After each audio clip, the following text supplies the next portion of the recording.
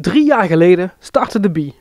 Het Venraadse Jongerencentrum begon met het idee om activiteiten te organiseren voor de jeugd tussen de 12 en 20 jaar.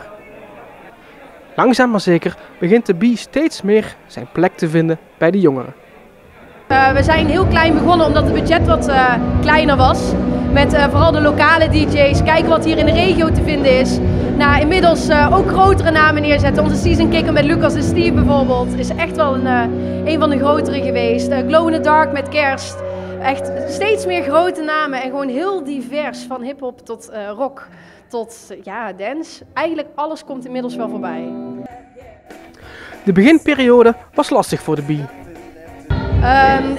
Geen goede naam in principe. We hebben een hele mooie start gehad omdat natuurlijk het eerste evenement heel veel met zich meegebracht heeft. Het was ook nieuw. Van goh, wat is het allemaal? En het is toch best lastig om een naamsbekendheid te krijgen. Plus de locatie, het is niet helemaal ideaal hier. Maar inmiddels weten de mensen de Bee te vinden. Dus is de doelgroep eigenlijk niet meer bepalend.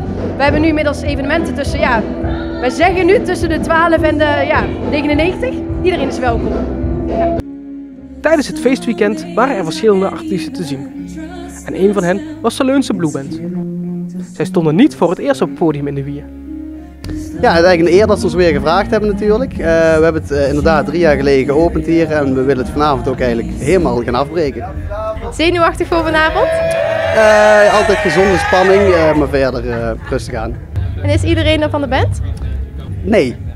We doen het vandaag met een iets andere samenstelling en volgende week staan we er weer gewoon met z'n allen. De grote bezetting die we normaal ook hebben. Oké, en hoe is jullie groei geweest de afgelopen 3 jaar dan? We zijn eigenlijk begonnen 3 jaar geleden, toen 5 jaar geleden hadden we 7 nummers in ons repertoire. Dat was heel leuk. Maar niet wat we zochten. Uiteindelijk hebben we nu een avondvullend programma. Alles kan geregeld worden, licht en geluid, DJ tussendoor, danseressen op het podium, noem maar op. Kan zo gek niet verzonnen worden. Bruiloften, begrafenissen, bevallingen, noem maar op. We doen alles. En bij een goed feestje hoort natuurlijk een biertje of een wijntje. Maar met een doelgroep vanaf 12 jaar is een goed alcoholbeleid zeker nodig. In principe is het zo dat wij heel streng controleren voor bij de entree. Oké, ben je 18 dan krijg je van ons een bandje. Ik heb er momenteel ook in op. Bij dit bandje weten wij gewoon van oké, achter de bar, iedereen met een bandje kan drank halen, is 18 jaar en ouder en daar controleren wij op. Tevens loopt de beveiliging altijd rond die daarop nog controleert, dus we zijn er wel echt mee bezig. En hoe is het weekend tot nu toe?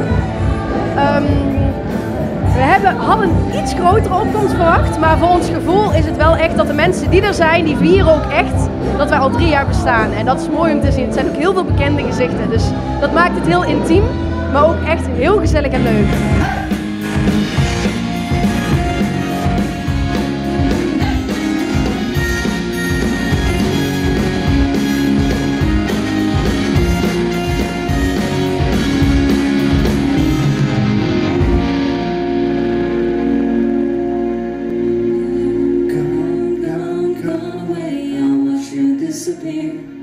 All that's left is close to you.